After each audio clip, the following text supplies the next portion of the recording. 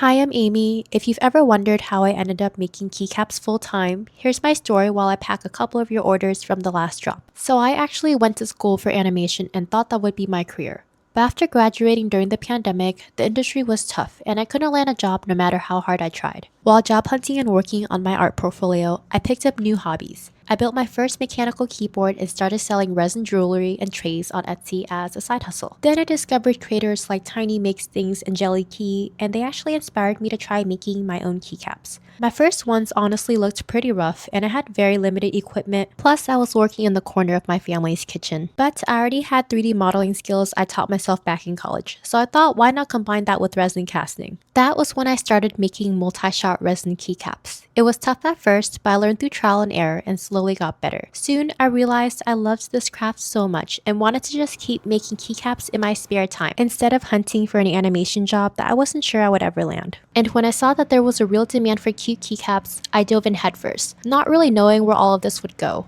And my shop started out as Lavender Bee Art Co. because I loved the idea of a bee on a little lavender flower. Then I changed it to Lavender Bee Caps to better reflect what I make now. And I've gotta say, running a small business isn't easy. There are long hours, logistics, and lots of hats to wear. I had no idea how everything would turn out, but seeing how much our little community has grown makes it so worth it. Now I get to wake up and do what I love. And none of this would have happened if I hadn't taken that first step. From this journey so far, I learned that you never know how far you can go unless you try. And the only thing worse than failing is living with the regret of never finding out.